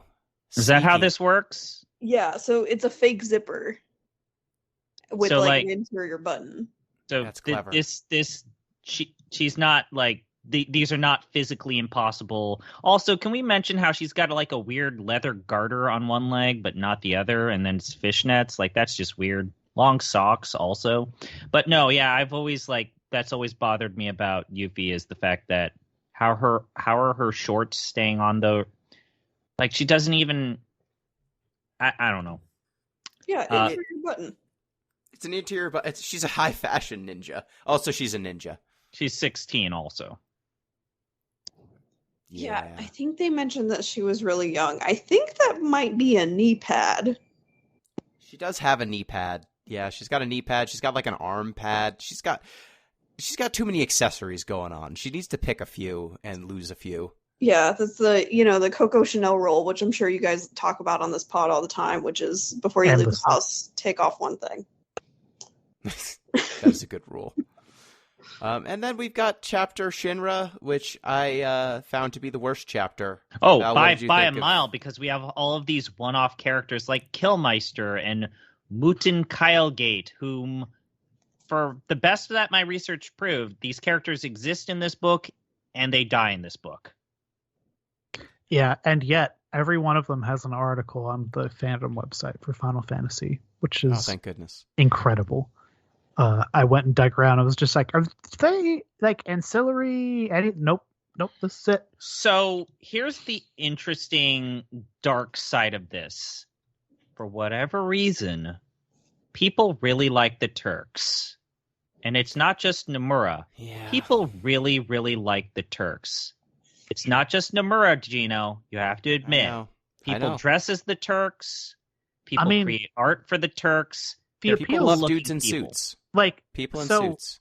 For the non Final Fantasy VII person here, they are like, secret police, secret agent guys that wear suits, Men in Black kind of things. They're also stooges, like for the corpos. Like they are stepping on rakes.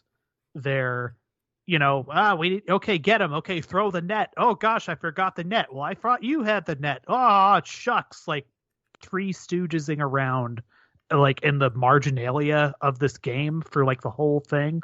They are a comic relief device basically, and that's fun. People like that. It's fun.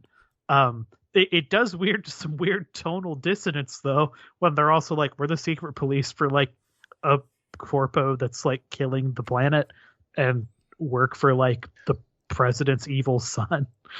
Now, this is the dark side of this. On the website, remember, Jeff, how they publish all of these as like microblogs and like little fan things? Yeah.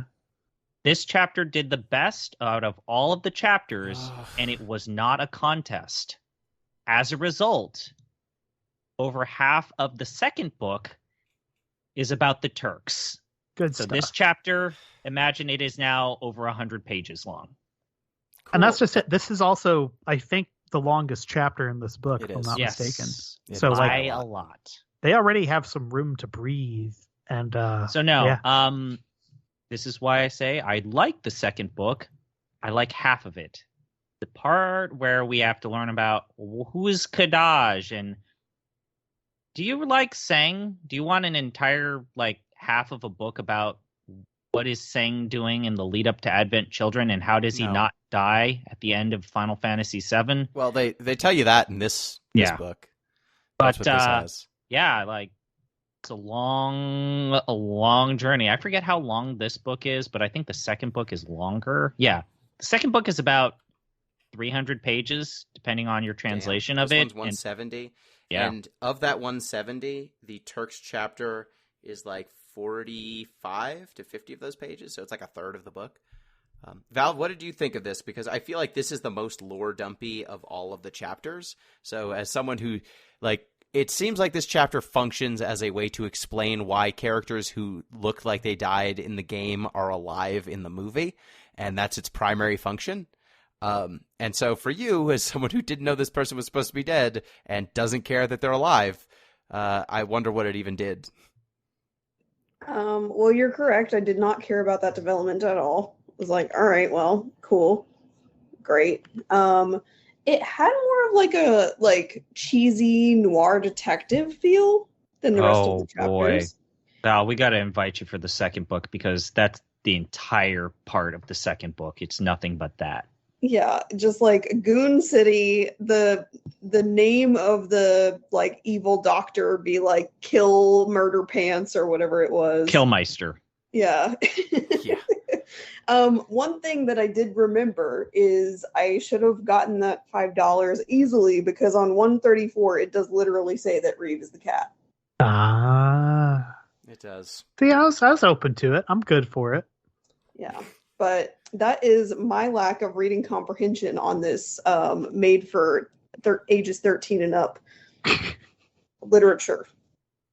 Yeah, I mean, it's the section where they explain how Reeve escapes from Shinra Tower by saying, oh, his dad built an escape hatch with the letter L on it for his loser son because only a loser would escape. Was pretty great. I really enjoyed that in his loser son's escape room, he put a bunch of like medicine and shit because he was like, well, if you used it, it had to be you because I would have died like a man. That was kind of fun. But other than that. And the code to get out of the room is his birthday. Yep. Because his dad loved his son. Yeah. His dad ends up impaled on a giant sword. Oh, lovely. Yeah. So the only other thing that I took away from this chapter that I thought was fun was at the end of this, like all the Turks are still following Rufus Shinra as though he's got any authority in the world. And some other people are observing them and say, even though the old company was essentially no more, the president and his subordinates still organized themselves according to that now irrelevant hierarchy. It was natural to them, but to others they seemed like they were children playing Office. That's a pretty good summary. That's pretty good. Yeah. Also a fair description of the Turks as depicted in game too. Like they just seem buffoonish. Yeah. Yeah, if it was a game, they played it with fervor and intensity. Indeed, they played like school kids lost in their make-believe, like kids who had only one another and no place to call home. So basically, them having their cool jackets and their company cars was like the only thing they had in the world. And now that that's not relevant anymore, they're just clinging to it because it's all they got. Life rafts. Something else that is just like bananas about this concept is that at one point, the CEO gets kidnapped, ostensibly so that he can be forced and coerced to share his grand vision for how they can redevelop the town. Or like money, no ransom or anything. Just like we need to hear your vision for how you're going to build society back up, which is really nuts. And like this is canonically like. You know, this guy's dad did most of the planning basically for this big power company. Like he's kind of a, princeling dipshit. He's a princeling idiot with a shotgun. Like that's his character trait. His big plan to deal with like a giant monster that emerged in this game that was a threat to like, civilians and all of his money was to take a giant gun that's the size of like, the Statue of Liberty. And his pet leopard. Yeah, and take it from a place on the coast and strap it to the skyscraper he lives in, and then use the giant gun to shoot at the giant monster in the ocean. Like that's his engineering plan. Like that's so these guys like, what's your plan to rebuild the future city? And it's like, I don't know if I'd want this guy's plan to build a city because it probably sucks. Like he's not much for planning. And they explain it by saying like the guy who has captured Rufus Shinra and is torturing him is like he's a sergeant. He can't control large groups of people, not like Rufus Shinra, 20-something-year-old princeling. Yes. Yeah, it's the Turks. I enjoy them hiding from the live stream in toilet stalls. That's kind of funny. There's some good slapstick with these guys. But yeah, the fact that they get most of the story and all it is kind of explaining how Rufus is alive and how Seng is alive it's just a waste. I have almost no notes on this chapter. I have almost no highlights on this chapter because it's all like, and then they went here and did this, and then they went here and did this, and then he thought this, and it's just not. There's nothing to say here. Yeah. It's just trying to get us to the movie when it's revealed that he's alive. Yeah, it's just the part from Fast and Furious 9 where they're like, "Oh my God, Han's back," and he's just like, "Yeah, I'll tell you how I did it," and they're like, "No, don't. I don't care. Like, can we?" Oh, we're going to linger on this for... Okay. Can we just drive cars? No? Okay. Guys, we need to move. Yeah, it's a lot.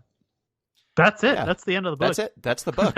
No, we have the Sephiroth and Aerith chapter where it's like Sephiroth is trying to come back. He's evil badness. Aerith is a ghost in the live stream, and she's trying to help Clab figure out how to defeat the Sephiroth. The end. Like, that's it. It's just like Sephiroth spreading geostigma, which is a disease that he's controlling, and then Aerith trying to save people from geostigma, and they're ghosts in the planet, basically. So Val, any closing thoughts of this? Yeah, so something I do with my book club is ask everybody to rate the book 1 out of 10 and kind of explain your rating. So I would be curious to hear what you guys thought. Sure. Jeff, Gino, why don't you go first? Okay, I'll do whatever you say. I think this winds up in like 5-6 territory, which is, I think, an accomplishment when you look at the brief, basically, which is write some blog posts to help advertise a movie made for a select audience of fans. That this even kind of succeeds at all, I think, is fairly impressive. I think it tails off dramatically as it goes along, which is a major problem. I think lingering more on the character of Denzel specifically would have been a better idea than kind of sabotaging character development for what was at the time like a 7-year-old beloved game thing that they were going to turn into a film or add a film to. But I think the Denzel stuff does enough lifting, and there's enough like little fan servicey like moments that give you like post-surgery laughs, kind of, where it's like it's not going to interrupt the sutures or anything, but you'll go like so yeah, let's go with the 6. Okay. Chris, ZP, what do you think? 5. I thought this was maybe one of the most top-heavy things I've ever read my entire life. I think it starts very well. I think that it starts to kind of sort of lose steam in the weird niggling problems that I have with the compilation of Final Fantasy VII with Tifa and Barrett. And then once we hit that Nanaki chapter, which is roughly about the halfway point, this thing completely falls apart. And so it's half good, passable. Yeah. I'm going to say a 6 also. Like, I like the first chapters enough. If you just skip the Turks chapter, I think you're better off. Nothing here's revelatory. This isn't, I don't think you need to, read this to feel like you've lived a full life or anything. You're not going to take away any great lessons. But if you want a little bit more FF7 fiction, there are worse. We will probably, by the end of this, have said that there are worse Final Fantasy VII pieces that you could have interacted with instead. Val, what do you think? I'll go with a 6 as well. I think if I was into this franchise, I'd probably really like it because I'm into things that are just like fun. And I think that this would probably qualify as just fun if I had any kind of background on it. I also, as it happens, just finished a book that I really, really disliked. And I liked this better than I thought I was going to. I had pretty low expectations and was hoping that it would be more like bad in a funny way.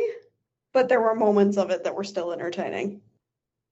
Yeah, this is like competent. This is workmanlike fiction. It is not a train wreck. It is not ascendant. It is there. And now I think we have to turn to our ranking of fantasies. Let's put this on the ranking. Where does it sit? For a reminder, our current ranking of fantasies goes as follows. Final Fantasy VI is the best Final Fantasy thing, followed by 9, then 10, then 7, then 8, then 7 Remake, then 5, 12, the Final Fantasy trading card game, Lightning Returns, Final Fantasy XIII, Stranger of Paradise, Final Fantasy Origins, Final Fantasy I, Final Fantasy V, Legend of the Crystals, the movie. Val, if you want a good time, Val, we should watch that movie at some point. Val, you would like Legend of the Crystals. You should watch Legend of the Crystals. I'm down based on the title alone. It sounds amazing. It's a Anime sequel to a game that all. didn't need a sequel that includes none of the characters from the original game. Dissidia, Except for one of their brains. Is Yep, Vincent in it? Because I need more Vincent content. Oh, No, there's Vincent- there. There's Val, other what if stuff I in it. told you that there was No a cult spoilies. of women? Okay, sorry. there are some ladies. They're very big. Plus size Just trust women me. that are into leather. Hell yeah.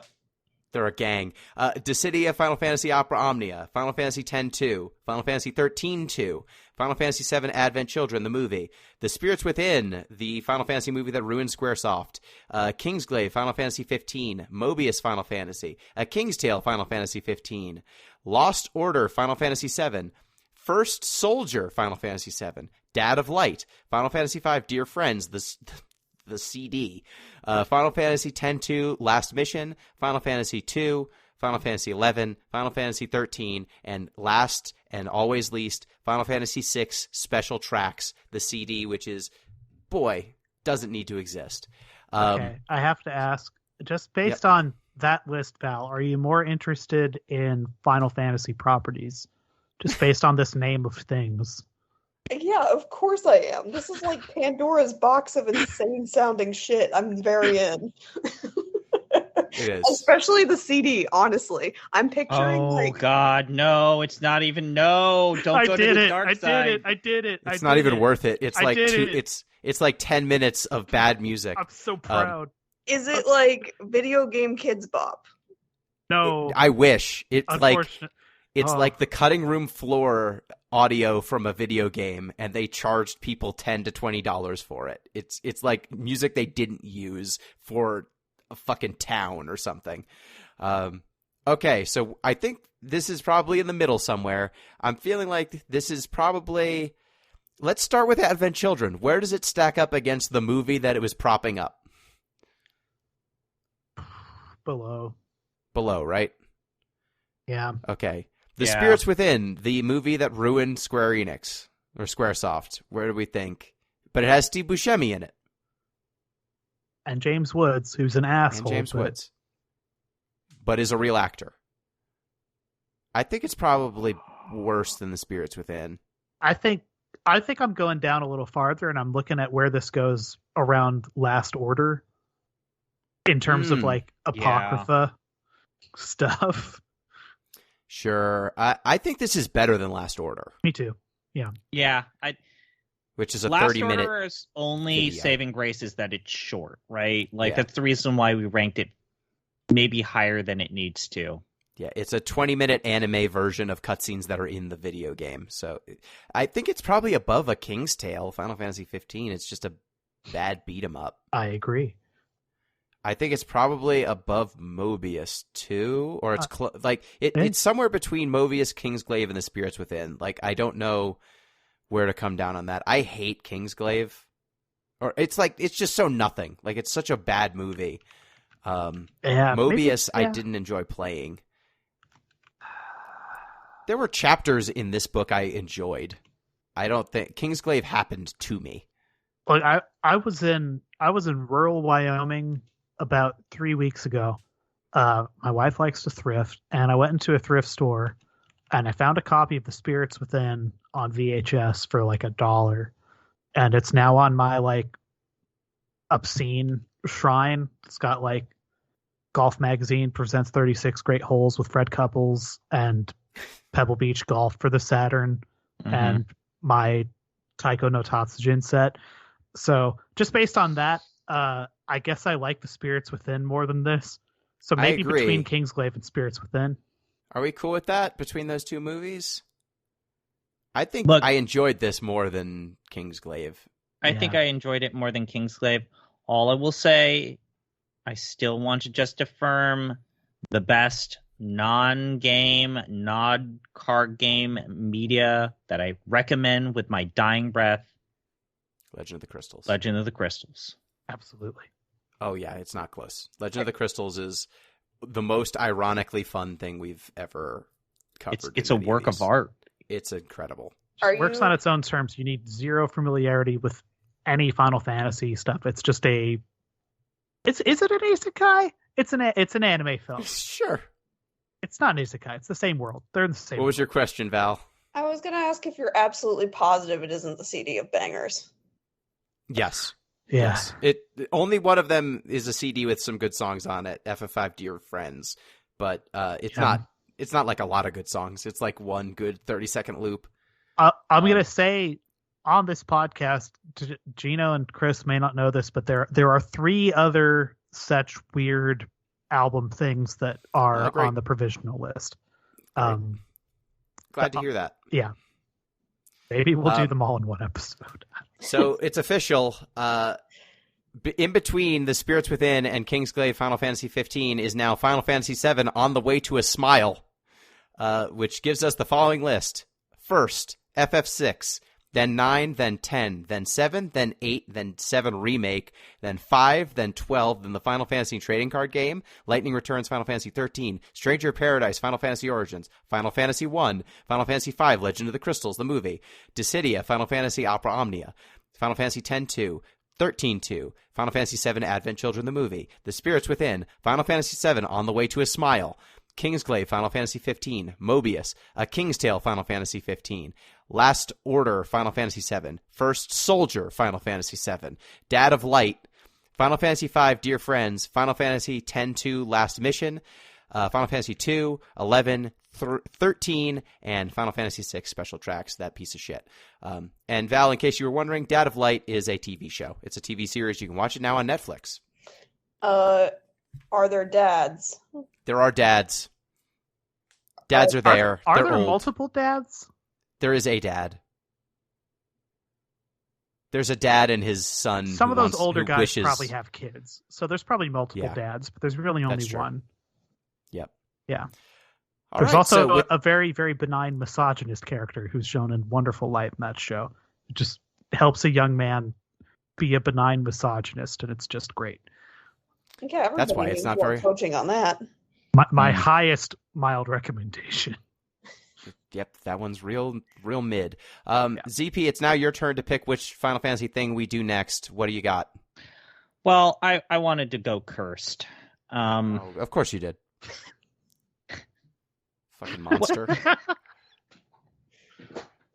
I've actually been talking to Jeff and Braden about my picks. I've been discussing them. I think the things that I narrowed my choices down, Jeff, I've got 3 goodies, right? Yes, you do. And, Gino, it all came down to a very special session. Something that you committed me to for about 10 hours. What did you make me do for almost 10 hours?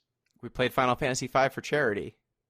Yeah, we did. We played Final Fantasy V for charity. I raised $2,000.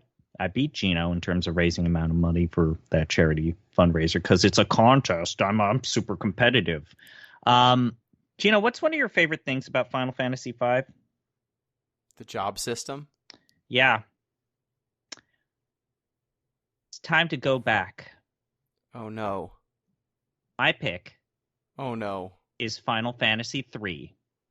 Oh, you monster. Do we all have to... which versions are we playing? Oh, the Pixel Remaster makes it far easier to play. In fact, It's a dramatically better game. What about the DS version? Is that a separate thing? So you have to watch out for the DS version. The DS version is actually significantly harder than the original version. Okay, so we're playing the Pixel Remaster. I can do that. I have the DS version, but I will play the Pixel Remaster. The DS version has original characters that are not in the original game. So yeah. Yes, it's kind of a different. There's considerable mechanical differences. Yes. Yeah. We should probably. And as a result of accommodating for those considerable differences, most people agree that the Final Fantasy III DS game is significantly harder as a result. Yeah. Okay, so Final Fantasy III coming up next. Well, thank you so much, ZP. You know, I have a joke for you because I feel like what kind of drink can be bitter and sweet? Reality. No, is this God. Thank you, Jeff. Thank you for having me on the show, as if you would do it without me. You coward. Thank you, Val. Thank you so much for having me. What a delight. What a literary excursion this was. Do you Yeah. have anything you want to plug? Do you have any? I feel like I should give you the opportunity if you want to plug something. Yeah. Everybody follow Gino on social media and follow Jen's pottery Instagram. That's true. Do you want to That's fair. plug? Do you want to plug Jen's pottery Instagram? Gino, you've said this on from time to time. Jen, what's your pottery Instagram handle? We're plugging things. It's Jen Grieco Ceramics. You know, It's straight and to the point. So there's the plug. It's an important plug. Get that. It is. Yeah, it's a store going. Yep. All right. Well, thank you, dear listeners. Next up, we're playing Final Fantasy III. And reminder, if you want to get in touch with the show, you can do so at DeepListensPod on Twitter, deeplistens.libsyn.com. We have our comment sections, and deeplistenspodcast@gmail.com. You can support the show on patreon.com/deeplistens.